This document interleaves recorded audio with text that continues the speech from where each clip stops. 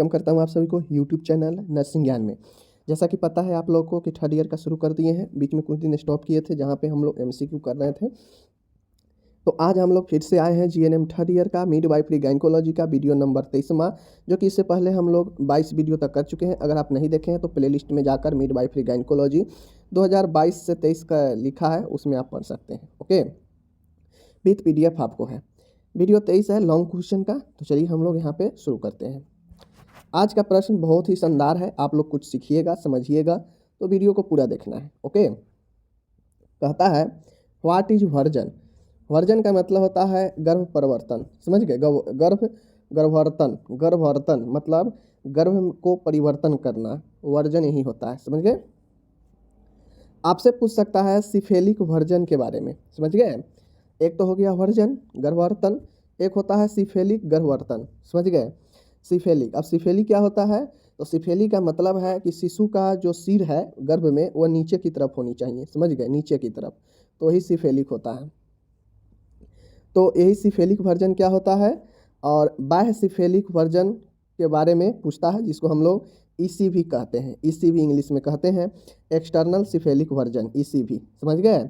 ईसीवी in pregnancy या ईसीवी, जिसको external cephalic version कहते हैं, बाह्य सिफेलिक गर्भ परिवर्तन को समझाना है। तो चलिए हम लोग इसको अच्छे से क्लियर करेंगे। लॉन्ग क्वेश्चन में आपसे पूछा जा सकता है, तो लॉन्ग क्वेश्चन में पूछेगा तो आप लोग जवाब दे दीजिएगा आसानी से, बड़ी आसानी से हम समझाएंगे। समझ गए? चलिए सबसे पहले तो ये समझिए कि गर्भवर्तन होता क्या है, वर्जन क्या होता है। गर्भवती शिशु को, मतलब जो गर्भ में पल रहे शिशु है उसको गर्भाशय यानी यूट्रस में ही शिशु पलता है। तो गर्भवती शिशु को गर्भाशय में ब्रीच प्रेजेंटेशन से, मतलब ब्रीच प्रस्तुति से अनुकूल परिस्थिति में लाने के लिए किया जाने वाला परिवर्तन गर्भवर्तन वर्जन कहलाता है। अब आपको समझना होगा कि ये ब्रीच प्रेजेंटेशन होता क्या है। तो माय डियर, अनुकूल परिस्थिति और ब्रीच प्रेजेंटेशन ये होता क्या है। तो अनुकूल परिस्थिति क्या होता है? अनुकूल पोजीशन कौन सा होता है? सही पोजीशन जब बच्चा का सिर गर्भ में, जब बच्चा का सिर नीचे की तरफ हो। समझ गए ना? नीचे की लोअर एरिया में हो, नीचे की तरफ सिर हो, क्योंकि डिलीवरी में पहले सिर ही आना चाहिए। तो लोअर नीचे की तरफ सिर हो तो वह अनुकूल परिस्थिति होता है, पैर ऊपर की तरफ हो। समझ गए? लेकिन ब्रीच प्रेजेंटेशन में होता यह है कि शिशु का जो सिर होता है ना, ब्रीच प्रेजेंटेशन में वह ऊपर की तरफ होता है। समझ गए? और पैर नीचे की तरफ होता है। जब एक प्रस्तुति रहता है, ब्रीच प्रस्तुति जब रहता है गर्भ में, तो फिर यह बहुत जटिल अवस्था हो सकता है। लेबर के समय बहुत परेशानियां कर सकता है, क्योंकि इस कंडीशन में पहले पैर आएगा, क्योंकि पैर साइड से पतला रहता है, आसानी से निकल जाएगा। लेकिन जो सर और बॉडी वाला है यह आगे की तरफ मोटा होता है, फिर निकलने में, लेबर करने में दिक्कत होगा। समझ गए? तो यह अनुकूल परिस्थिति नहीं होता है, ब्रीच प्रेजेंटेशन कोई अनुकूल नहीं होता है। तो अनुकूल बनाने के लिए जो किया जाने वाला परिवर्तन होता है उसी को गर्भवर्तन कहते हैं। समझ गए? अब कैसे किया जाता है परिवर्तन मैं आपको बताऊंगा आगे। पहले समझिए गर्भवर्तन क्या होता है। यानी गर्भ में पल रहे शिशु को एक अनुकूल परिस्थिति में लाने के लिए किया जाने वाला परिवर्तन ही गर्भवर्तन कहलाता है। समझ गए? चलिए, ये हो गया आपका यहाँ पे क्लियर। आगे देखिए, अब सिफेलिक गर्भवर्तन क्या होता है। देखिए ध्यान से, सिफेलिक गर्भवर्तन क्या होता है। सिफेलिक गर्भवर्तन का मतलब होता है कि गर्भवर्तन की क्रिया द्वारा, मतलब जो अभी ऊपर देखे है ना, वर्जन के क्रिया द्वारा गर्भ में पल रहे शिशु का सिर वाला भाग यानी सिफेलिक पोर गर्भाशय के निचले भाग लोअर पोर में लाया जाता है। इसे ही सिफेलिक गर्भवर्तन कहा जाता है। अब जो शिशु का सिर वाला भाग होता है वही सिफेलिक होता है। समझ गए?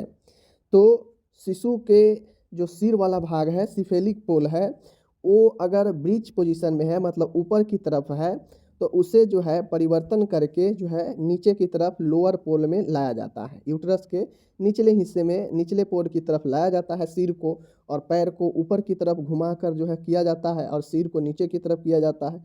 तो यही वाला परिवर्तन सिफेलिक परिवर्तन कहलाता है।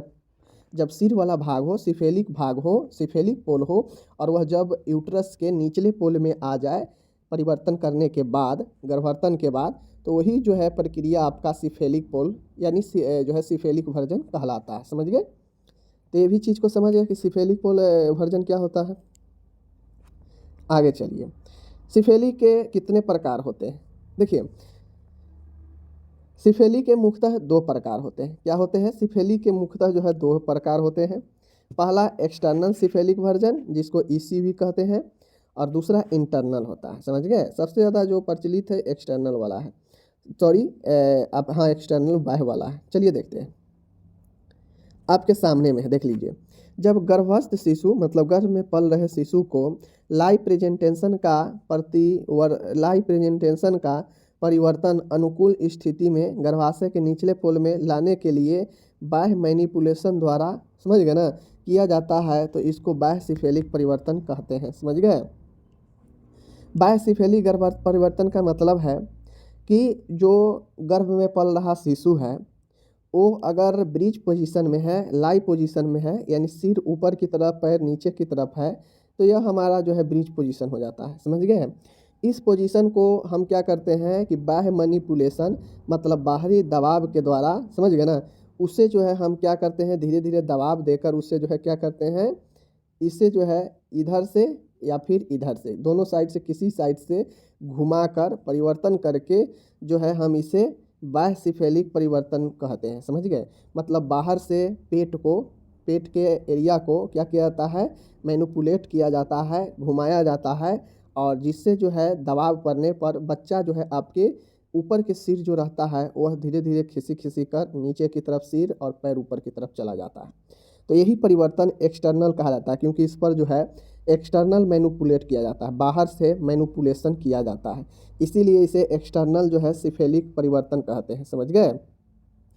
सिफेलिक परिवर्तन तो समझ ही गए कि अगर बीच पोजीशन में हो, सिर ऊपर की तरफ हो, पैर नीचे हो, तो सिफेलिक को यानी सिर वाले भाग को परिवर्तन करके घुमा कर नीचे की तरफ लोअर एरिया में यूट्रस के शिफ्ट किया जाता है, और उसी को जो है हम लोग सिफेलिक जो है परिवर्तन कहते हैं।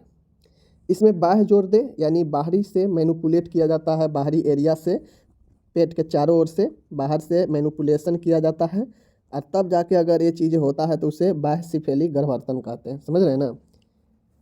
तो यही चीज़ें हैं। ओके, चलिए अब हम लोग आगे चलते हैं। अब यहाँ पे दूसरा है, कहता है दूसरा चीज़ देखिएगा, आंतरिक सिफेलिक गर्भवर्धन, इंटरनल सिफेलिक वर्जन। इस विधि में भ्रूण का आंतरिक गर्भवर्धन किया जाता है। अब ये जो आंतरिक वाला है, इसमें भ्रूण का शिशु जो गर्भ में पल रहा है उसको आंतरिक इंटरनल तरीके से जो है बच्चे को घुमाया जाता है, परिवर्तन किया जाता है, और ऊपर के सिर को नीचे की तरफ लाया जाता है, तो वो आंतरिक रूप से होता है। तो यही हमारा दो हो गया, बाह्य और आंतरिक। ओके, अब हम लोग चलते हैं आगे की तरफ। अब आपके सामने ये फिगर है, फिगर से समझ लीजिए। जैसे मानिए यह एक प्रेग्नेंट वुमेन की एब्डोमिनल है, समझ गए, इस प्रकार से रहता है। समझ गए ना? ब्रिज पोजीशन यही होता है। समझ गए? ब्रिज पोजीशन सर ऊपर होता है और पैर नीचे होता है, जो कि एक गलत पोजीशन है। ये पोजीशन डिलीवरी में बहुत ज़्यादा दिक्कत करता है, ये गलत पोजीशन है, ये नहीं होनी चाहिए। समझ गए? तो यही ब्रिज पोजीशन हो जाता है। अब होता यह है, अब ये तो मान गए ब्रिज पोजीशन है, समझ गए। अब इस प्रकार से हम मैनिपुलेट करते हैं। आपके जो गायनिकोलॉजिस्ट डॉक्टर होते हैं स्त्री रोग के प्रसव विभाग के, वो इसमें प्रशिक्षित होती हैं, और वह जो है एक महिला के जो प्रेग्नेंट वुमेन है उसको देख लेती है, समझ लेती है कि बच्चा ब्रिज पोजीशन में है, तो उसे बाहरी से पेट पर मैनिपुलेशन करती है। समझ गए? और इसी प्रकार से मैनिपुलेट करके घुमाती है बच्चे को। समझ गए? और ये सारा चीज़ देखती रहती है, अल्ट्रासाउंड जो होता है उससे चेक करती रहती है, और ये प्रोसेस इस प्रकार से चलता है। इधर भी घूम सकता है, समझ गए, ऐसे जो है घुमाती है, या फिर जो है ऐसे घुमाकर जो है क्या करती है, या फिर ऐसे भी घुमा सकती है। समझ गए? किसी भी तरीक़ा से मैनिपुलेट करके तो वो ट्रांसवर्स लाई हो जाएगा। समझ गए? ट्रांसवर्स लाई का मतलब क्या होता है, समझ रहे हैं ना? ऐसे वाला, ऐसे वाला, या ऐसे वाला, या ऐसे वाला, ये ट्रांसवर्स हो गया, तिरछा वाला। समझ गए? अब यही, और आपका हेड डाउन पोजीशन जब ऐसे करने के बाद या ऐसे करने के बाद जब फिक्स हो जाता है नीचे, तो इस प्रकार से यह हो जाता है, और यह एक नॉर्मल डिलीवरी के लिए बहुत अच्छा माना जाता है। समझ गए? सिफेलिक डाउन जब हो, हेड पोजीशन जब नीचे की तरफ हो, पैर ऊपर की तरफ हो, तो यह पोजीशन डिलीवरी के लिए काफ़ी अच्छा माना जाता है। सबसे पहले सिर ही आना चाहिए। समझ गए? तो इसी प्रकार से घुमाया जाता है बाहरी दबाव हाथों के द्वारा, तो यही मैनिपुलेशन इसी भी कहलाता है, जो कि मैंने आपको यहाँ पे फिगर के माध्यम से दिखा दिया। समझ गए? देखिए यह एक प्रेग्नेंट वुमेन का है, समझ गए।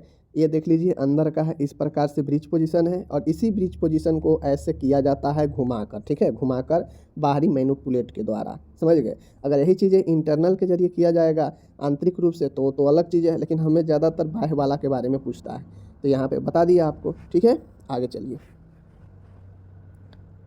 अब यहाँ पे कहता है किस किस कंडीशन में जो है हम गर्भवर्तन नहीं करेंगे, मतलब ये जो वर्जन है ये हम किन किन कंडीशन में नहीं करना चाहिए हमें। इन मीन्स इसका मतलब है कि हमसे कंट्रा इंडेक्शन पूछ रहा है, निषेध पूछ रहा है, समझ गए। तो निम्न स्थितियों में गर्भवर्तन नहीं करना चाहिए, किन स्थितियों में गर्भवर्तन नहीं करनी चाहिए, तो चलिए आपको हम बताते हैं।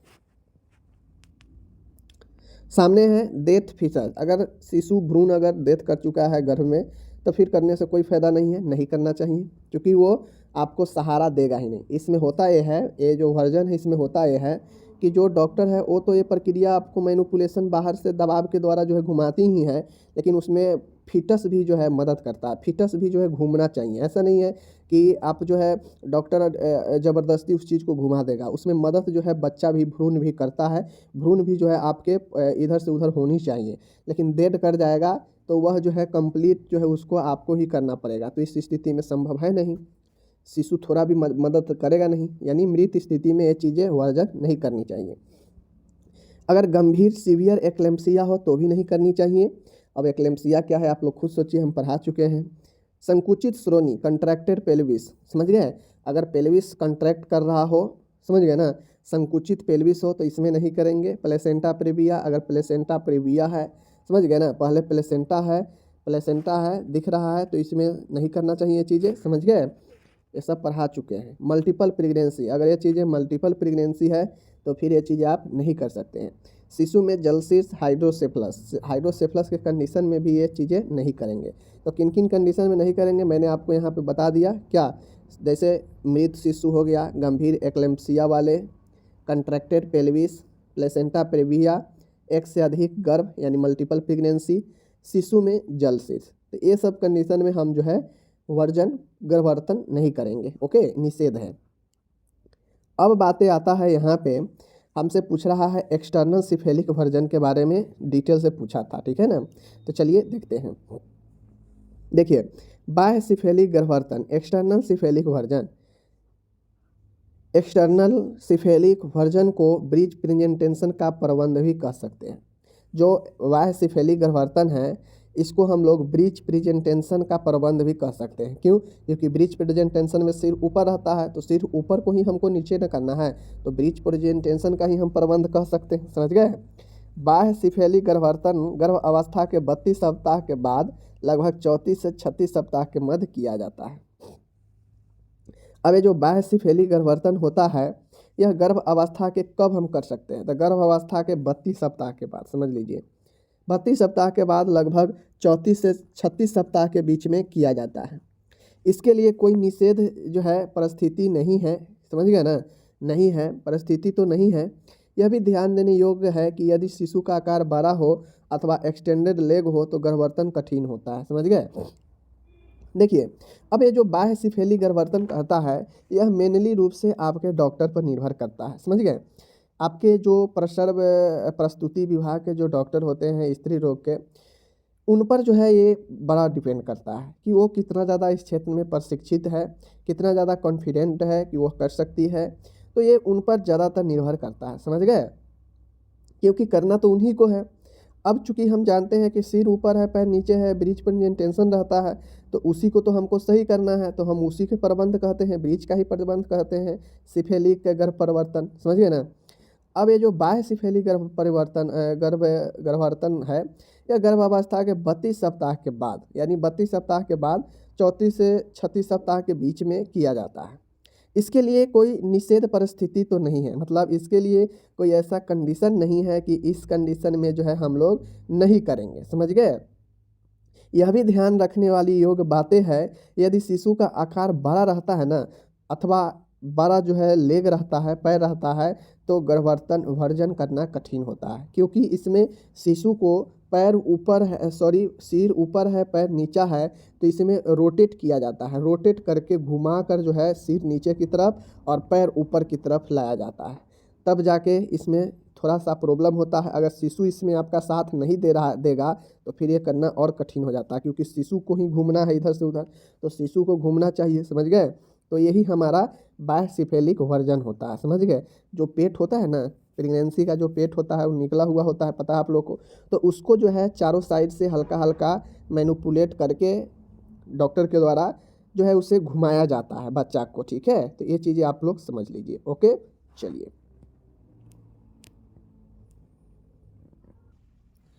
तो यहाँ पे आप लोग उम्मीद है कि एक्सटर्नल सिफेलिक वर्जन को समझ गए होंगे, ओके। तो चलिए हम लोग आगे अब चलते हैं।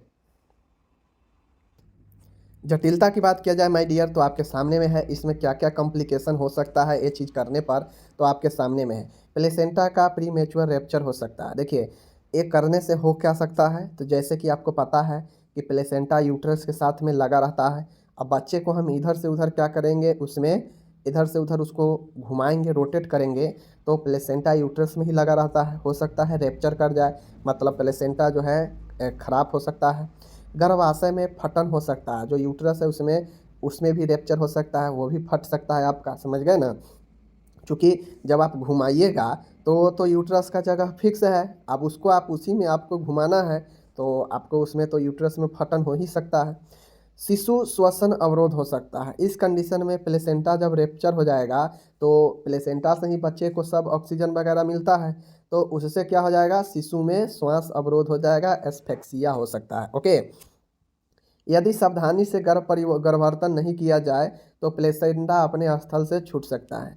ये भी जटिलता हो सकता है कि यहाँ पे तो थोड़ा सा ही रैप्चर की बात कहा गया है, लेकिन अगर सावधानी से वर्जन नहीं किया जाए, गर्भवर्तन नहीं किया जाए, तो प्लेसेंटा जो है अपने जगह से हट सकता है, छूट सकता है, यूट्रस को छोड़ सकता है। कोर्ड की प्रस्तुति हो सकती है, समझ गए। अब सामने जो प्रेजेंटेशन आपके बॉडी का होना चाहिए बच्चे का, उसमें पहले जो है गर्भनाल आ जाएगा, तो यह भी एक प्रॉब्लम की बातें हो जाएगा, समझ गए। शिशु के चारों ओर कोर्ड लिपट सकता है। अब जो कोर्ड होता है आपको पता है 45 से 50 सेंटीमीटर के आसपास इसकी लंबाई होता है, तो ऐसे में यह जो है बच्चे के चारों ओर लिपट सकता है, क्योंकि अंदर घुमाने से कोर्ड बच्चे में लिपट सकता है, बिल्कुल लिपट सकता है। तो ये जो है इसका जटिलता है, मैंने आपको जटिलता यहाँ पे डिस्कस किया कि क्या क्या जटिलता हो सकता है। अब खुद आप सोचिए कि बच्चा यूट्रस में है और यूट्रस में ही प्लेसेंटा, कॉर्ड, ये सब होता है, तो बच्चे को घुमाएंगे तो प्लेसेंटा में रैप्चर हो सकता है, प्रीमेच्योर, अपरिपक्व पहले ही। गर्भाशय में फटन भी हो सकता है, यानी गर्भाशय में फट सकता है। अब इस कंडीशन में शिशु को श्वास अवरोध भी हो सकता है, समझ गए। प्लेसेंटा अपने स्थान से हट सकता है। कोर्ड का प्रस्तुति, प्रेजेंटेशन आपके कोर्ड का हो सकता है, नाल का। शिशु के चारों ओर कोर्ड जो है शरीर में लिपट सकता है। तो ऐसे ये सब जो है कुछ जटिलता है जो कि मैंने आपको बताया, ओके। आगे चलते हैं। अब आता है यहाँ पे सीखने वाली बात कि ये प्रक्रिया कैसे किया जाएगा, किन किन प्रोसेस से एक महिला जो प्रेग्नेंट है उसमें यह जो है वर्जन की प्रक्रिया, गर्भवर्तन की प्रक्रिया कैसे किया जा सकता है। चलिए देखते हैं। अच्छे से आप लोग देखिए, कोई भी प्रक्रिया होता है उसको आप लोग सीरियल वाइज याद रखिएगा तो ही बेहतर है, क्योंकि प्रक्रिया हम लोग सीरियल वाइज ही करते हैं, इसके बाद ये, इसके बाद ये, इसके बाद ये, समझ रहे हैं। चलिए, पहला पॉइंट देखिए, बायसिफेलिक गर्भवर्तन करने से पूर्व निर्णायक सोनोग्राफी करनी आवश्यक है। शिशु का एटीट्यूड, प्रेजेंटेशन, टांगों एवं पीठों की प्रस्तुति की जांच करनी चाहिए। अब हम लोग क्या करते हैं, एक्सटर्नल सिफेलिक वर्जन करने से पूर्व पहले हम लोग यूएसजी कर लेते हैं, अल्ट्रासोनोग्राफी, समझ गए। इसका करना ज़रूरी है ताकि हम ये देख सकें कि अभी बच्चा किस प्रस्तुति में है, उसका टांग पीठ किस प्रस्तुति में है, एटीट्यूड उसका कैसा है, तो जाके हम निर्णय लेते हैं कि हाँ ये चीज़ें करना है, समझ गए, पहला पॉइंट। दूसरा है, स्त्री का भय, चिंता दूर करने के लिए मनोवैज्ञानिक सहारा देना चाहिए, गर्भवर्तन की प्रक्रिया को समझाना चाहिए।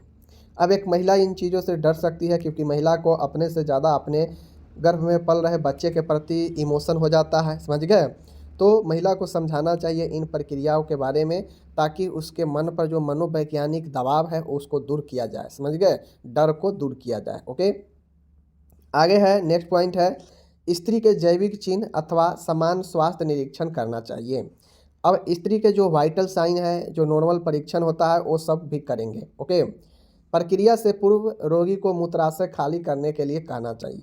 अब चूंकि मूत्राशय भरा रहेगा तो वह तो आपके पेट तक दबाव देगा, समझ गए, वह अपना एक अलग जगह लेगा, तो यह जो है रोटेट करने में क्या करेगा, प्रॉब्लम करेगा। तो पहले यूरिन का पूरा त्याग करवाकर मूत्राशय को खाली करना चाहिए। ओके, आगे है नेक्स्ट पॉइंट है भ्रूण की हृदय धड़कन फीटल हार्ट साउंड को सुने एवं नोट करें। अब रोटेट करने से पहले आपको भ्रूण के अंदर जो हृदय धड़कन जो FHS है इसको सुने और नोट करना चाहिए। ओके, गर्भवर्तन से 1 घंटा पूर्व उचित मात्रा में पेथिडाइन एवं फेनर्गन दिया जाता है, अथवा यहाँ पे देख लीजिए टर्बुटेलाइन, इतना IV मार्ग द्वारा दिया जाता है।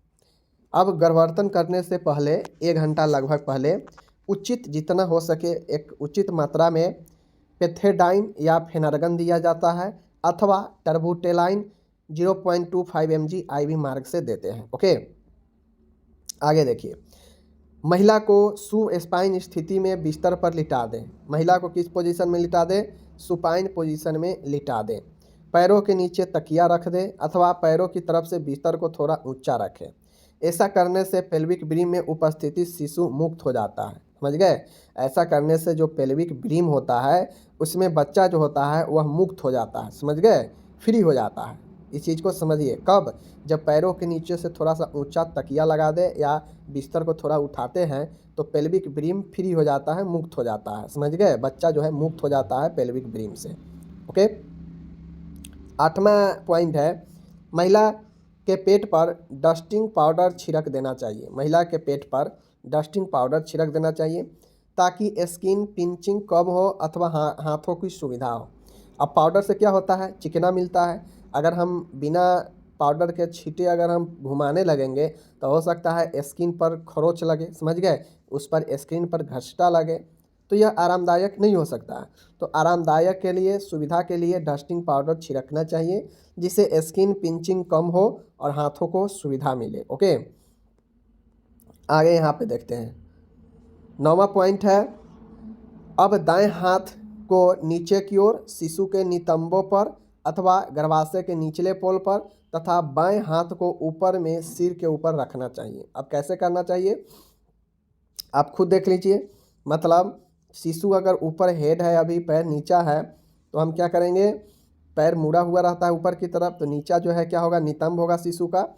तो हम दायां हाथ देख लीजिए, अब दाएं हाथ को नीचे की ओर शिशु के नितंबों पर, यानी राइट हैंड को यहाँ पे रखेंगे। ओके, फिर बाएं हाथ को गर्भाशय के निचले एरिए में, समझ गए, निचले देख लीजिए, अथवा वही चीज़ें है, अथवा गर्भाशय के निचले पोल पर, चाहे आप दाहिने हाथ को शिशु के नितंब के नीचे रखिए या फिर यूट्रस के निचले एरिया में रखिए, समझ गए, कोई टेंशन नहीं है। फिर बाएं हाथ को ऊपर से सिर हेड के ऊपर रखना चाहिए। फिर बाएं हाथ को, लेफ्ट हैंड को ऊपर सिर से रखना चाहिए, पकड़ना चाहिए, इधर से भी राइट और इधर से लेफ्ट, ऊपर लेफ्ट नीचे राइट, पकड़ ले, समझ गए। आगे चलिए, 10वां पॉइंट कहता है अब दोनों पोल के ऊपर जेंटल अथवा STD प्रेशर बनाते हुए, अब कहता है कि हाथ दोनों ऊपर नीचे रख दिए हैं, तो अब तेज़ी से और हल्के हल्के प्रेशर बनाते हुए ब्रीच वाले भाग को शिशु के कमर की तरफ, समझ गए, कमर की तरफ तथा बाएं हाथ से शिशु को सिर के सामने की ओर दबाव धकेलने देते हैं ताकि शिशु लॉन्गिट्यूडिनल लाई से ट्रांसवर्स लाई। तो यहाँ पे क्या है कि अब धीरे धीरे जेंटल या STD तरीके से प्रेशर देंगे और ब्रीच वाला जो भाग है भाग को शिशु के कमर की तरफ, समझ गए, कमर की तरफ तथा बाएं वाला हाथ से सिर को शिशु के सामने की ओर मतलब दबाव धकेलते हैं ताकि जो शिशु सीधा है वह तिरछा आ जाए, समझ गए, तिरछे स्थिति ट्रांसवर्स लाई में आ जाए। ओके, 11 पॉइंट कहता है हाथों की क्रॉसिंग रोकने के लिए दोनों हाथों को आपस में बदलकर एक के बाद एक नितंबों वाला हाथ से सिर पर और सिर वाला हाथ से नितंबों पर। आप मान सकते हैं कि इधर एक हाथ रखे हैं, ऊपर में बायां रखना है, नीचे में दायां रखना है। अब जब हम इसको क्या करेंगे, इसको हम घुमाएंगे, ऐसे घुमाएंगे तो यह सिर वाला ऐसे आएगा, यह जो है पैर वाला ऊपर की तरफ जाएगा ना। तो ऐसे में हमारा हाथ जो है क्रॉस कर सकता है। तो इसके लिए अब हम अपने हाथ को बदल लेंगे। अब क्या करेंगे, अब हम इसको बायां हाथ यहाँ रखेंगे, समझ गए, दाहिना हाथ यहाँ मेरा है ये है। अब इसको जो है घुमा घुमा के हम धीरे धीरे धीरे धीरे यहाँ ऐसे करते करते लाएंगे, यह ऊपर चला जाएगा और सिर वाला नीचे आ जाएगा, समझ गए ना। और एक स्थिति आएगा जहाँ पे पहले ट्रांसवर्स पर रोकेंगे, मतलब ट्रांसफर मतलब ऐसे और ऐसे, समझ गए, या फिर ऐसे या फिर ऐसे, समझ गए। ट्रांसवर्स में हम लोग रोकते हैं, समझ गए। ट्रांसफर में रोकने के बाद हम लोग अपने हाथों को बदल लेते हैं। ओके, चलिए ये चीज़ हो गया। हाथों की क्रॉसिंग रोकने के लिए दोनों हाथों को आपस में बदल लें। ओके, चलिए गर्भावर्तन को पूरा करना चाहिए। जब तक शिशु का सिर गर्भाशय के निचले वाले एरिया पर पोल पर ना आ जाए, वह नितंब फंडस की तरफ चले जाए, मतलब ऊपर की तरफ चले जाए, तब तक जो है ये प्रोसेस करते रहते हैं। ओके, आगे है 12 में निम्न की जांच करें। ठीक है, अब जांच करना चाहिए। आधा घंटा तक स्त्री को लेटे रहने दें, अवलोकन करें। आधा घंटा ये प्रोसेस करने के बाद स्त्री को आधे घंटे तक लेटे रहने देंगे। ओके, फिर उसको ऑब्जर्व करेंगे कि ये क्या महसूस कर रही है। शिशु को दिल की धड़कन जो फीटल हार्ट साउंड होता है, इसको सुने और 1-2 मिनट में समान हो जाती है, समझ गए। पहले हो सकता है ज़्यादा हो, फिर धीरे धीरे समान हो जाता है, क्योंकि आप उसको घुमाए हैं तो बढ़ेगा ही। किसी प्रकार के रक्तस्राव के लिए भलवा और योनि की जांच करें। अब किसी भी प्रकार के ब्लडिंग हो तो इसके लिए जो है हम भलवा और योनि को जांच करेंगे, योनि के एरिया को जांच करेंगे कि कोई ब्लडिंग तो अंदर से नहीं आ रहा है, समझ गए, क्योंकि ये सब बहुत क्रिटिकल सिचुएशन होता है, समझ गए। यह प्रक्रिया कुशल मिडवाइफ व विशेषज्ञ डॉक्टर द्वारा किया जाना चाहिए। ये जो प्रक्रिया होता है यह एक प्रशिक्षित मिडवाइफ और विशेष डॉक्टर के द्वारा ही की जानी चाहिए। एक आम इंसान या फिर एक नर्स के द्वारा ये चीज़ें कतई नहीं किया जाता है। लेकिन हमको जानना है, पढ़ना है, तो इसलिए हम इसको जान लिए कि वर्जन होता क्या है, कैसे किया जाता है, समझ गए। तो उम्मीद है आप लोग समझ गए होंगे वर्जन के बारे में। तो यह 13 पॉइंट है प्रोसेस में। किसी भी चीज़ के लिए पहले तैयार करते हैं ना, तो उसी प्रकार से महिला को बताएंगे, तैयार करेंगे, उसके अंदर से डर को ख़त्म करेंगे, समझ गए। यही सब चीज़ें हैं। उसके बाद हम जो है पहले जांच वगैरह करा लेंगे, अल्ट्रासाउंड करा के निश्चित हो जाएंगे कि हाँ बच्चा किस पोजीशन में है, ब्रीच पोजीशन में है। तो उसके लिए अब हम शुरू करेंगे। अपना एक हाथ जो कि बायां वाला है वह जो है हम ऊपर रखेंगे, समझ गए। दाहिना वाला अपना नीचे रखेंगे, उसको रोटेट करते हुए ट्रांसवर्स पर लाकर छोड़ेंगे, यानी तिरछा में लाकर छोड़ेंगे। फिर हाथों को बदल कर फिर जो है प्रेजेंटेशन को नीचे सिर की तरफ, सेफेलिक भाग सिर को नीचे की तरफ, यूटेराइन का, और पैर को ऊपर की तरफ फंडस के जो है स्थित करेंगे, यानी लॉन्गिट्यूडनल से ट्रांसवर्स करेंगे। और फिर उसके बाद जो है फिर से हम लॉन्गिट्यूड करेंगे, जिसमें सिफेलिक भाग में सिर जो है नीचे की तरफ, पैर ऊपर की तरफ होगा। तो यही एक हमारा जो है हो जाता है, समझ गए। चलिए अब ये सारा प्रोसेस में जो है हम करने के बाद जांचते भी है कि हाँ हो गया है, भलवा को जाते हैं, कोई ब्लीडिंग वगैरह तो नहीं हो रहा है। और इन सब प्रोसेस में दर्द हो सकता है महिला को, तो बहुत लोगों को दर्द का दवाई भी दिया जाता है। बहुत लोग जो है अपने आप को सह लेता है, तो दवाई की ज़रूरत नहीं भी होता है। और बाकी ये सारे प्रोसेस एक विशेषज्ञ डॉक्टर के द्वारा किया जाता है। ओके, अब यहाँ पे इंग्लिश हम दे दिए हैं। जो लोग का इंग्लिश में ज़रूरी है अपना इंग्लिश में क्लियर कीजिएगा, हम इंग्लिश में दे रखे हैं। ओके, चलिए आपसे मिलेंगे अगले वीडियो में। अपना ख्याल रखिएगा, धन्यवाद।